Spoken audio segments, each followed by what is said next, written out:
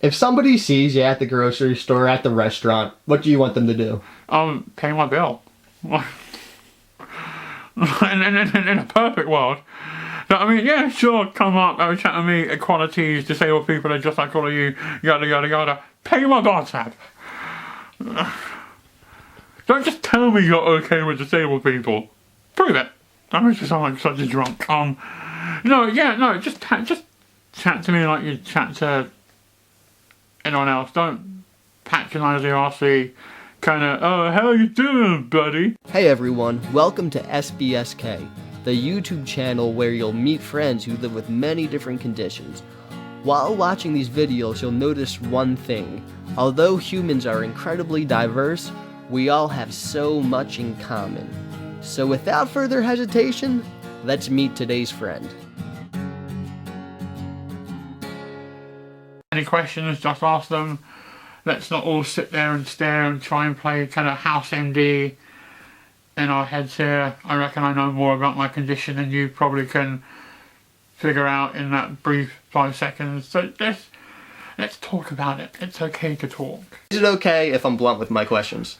I love blunt questions because they're the best kind of questions because they're truly honest.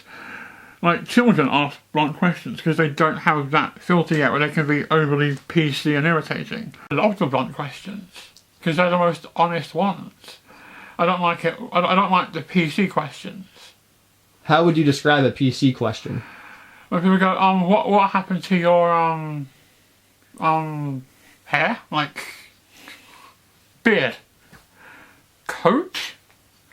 You can say face. I know about it. It's been pointed out to me before. Why do you look the way you look? Yeah. So I have a condition called type 1 Neurofibromatosis, which causes excess body tissue to grow on nerve endings. Well, I think when you're confronted by something you don't normally see every day, there's this natural kind of flight or fight response, which to a degree I get. To a certain degree, anxiety is hardwired into us. Prejudice isn't. That's a whole other thing. So if you can alleviate the anxiety before it gets to the prejudice, you can normalise what some people may see as a very uncomfortable situation. I started learning card tricks because a lot of my friends are older with kids, and when kids first meet me, I'm mildly intimidating for some unknown reason. But if you do one card trick, you're instantly cool for the rest of your life. But what I didn't realise is I'd have to learn other card tricks eventually because one just wouldn't be enough. And so I now have like a dozen semi-decent card tricks. What's the first reaction of a child when they meet you? They are normally rather intimidated for some unknown reason. I can't figure out why. So in that moment you've got roughly 7 seconds to engage them properly, or it's going to be a lot tricky. You can still do it. Like, you can still like pull a card trick out of nowhere and then instantly be cool for the rest of your life. Which is a much bigger responsibility than I thought it was. If you had to share one thing with the world, what would you say? I'd probably go with it's okay not to be okay. I think we are all chasing this cereal packet idea of perfection. We want to look perfect, be perfect, have the perfect life. Like, point one, if everyone has that, it stops being perfect and just becomes the norm. And it's those little imperfections, those little idiosyncrasies that the world more than likely loves about you. Often I read comments from trolls who say, if I was disabled, I would want to be put down. Yeah. What would you say to that? Oh, I can put you down now if you want. Like, you don't have to be disabled to be put down. Just, I'm available. Just to... No, I think that's a real kind of dick thing to say. And if you put any other minority's name in there instead of disabled, you realise how heinous it is. You wouldn't say if I were black, I'd want to be put down. If I were gay, I want to be put down. But disability seems to be the one thing you can scapegoat and say that kind of thing. And here's the big secret: a lot of disabled people are perfectly happy. Have you faced discrimination in your life? Absolutely. I think everyone faces discrimination to a certain degree. Everyone is prejudiced against different things.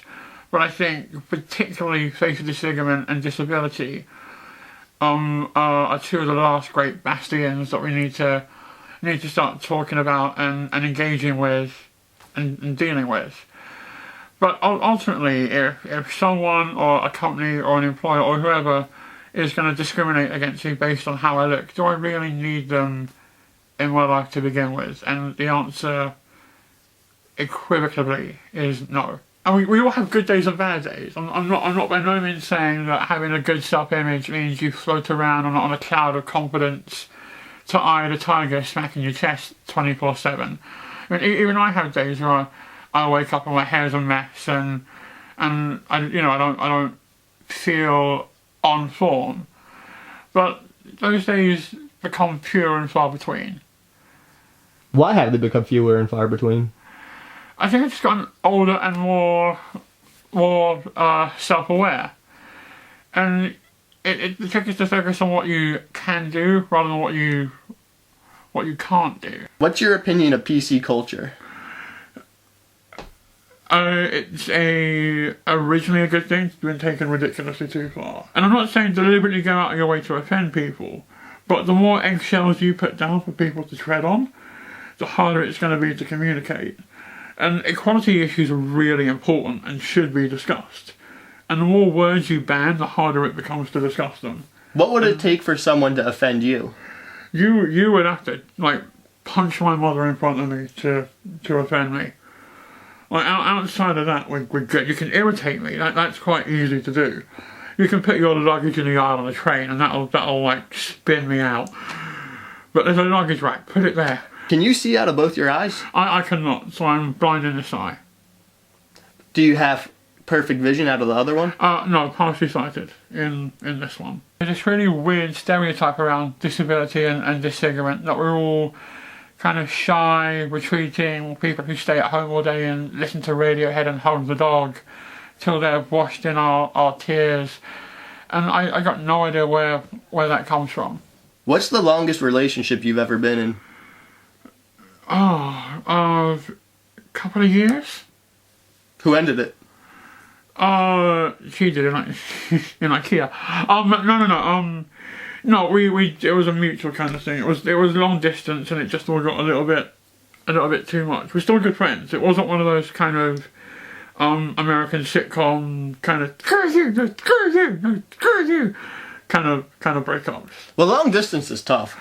Yeah, and I always found those kind of breakups really weird. To go from being that close and intimate with someone to wanting them to burn just seems a very unnatural transition to happen that quickly. Do you still talk to her though? Yeah, absolutely. See, I've been with Alyssa now for 3 years, so it's been a long time since I've had an ex, but I'm the kind of guy who goes cold turkey, and it's kind of too painful for me to stay in touch. There are certain things that I won't do with other girlfriends because that was kind of our... Like a pet name thing. or something.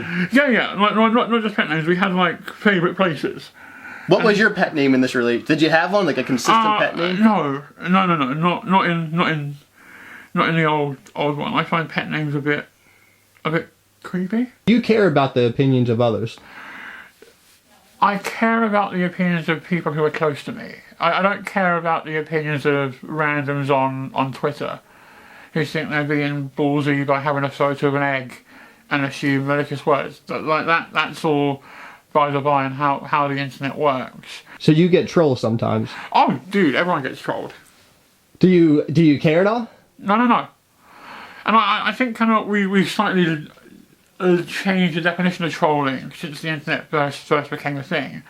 I think calling it trolling is a little bit underplaying what's actually going on, and let's call it abuse, which is what it is.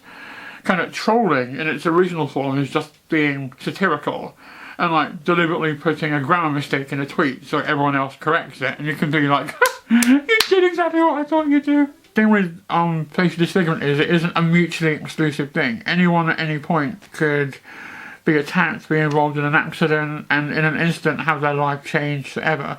And in those moments, how would you want to be treated? And then take that logic and treat other people accordingly. Everyone's messed up to one degree or another. When you wake up in the morning and look in the mirror, what do you think? I'm like, yeah, nailing it. Need to shave and do the hair, but after that we're cooking on gas. Before I turn off the camera, is there anything else you want to say? Follow me on Twitter at Adam_Pearson. Check out my YouTube channel, Adam Pearson Videos. And yeah, rock and roll. If you're ever in London, hook me up. Thank you for watching. If you'd like to meet people who live with the condition from all over the world and learn how to better connect with the people around you, take a moment and subscribe. Appreciate it.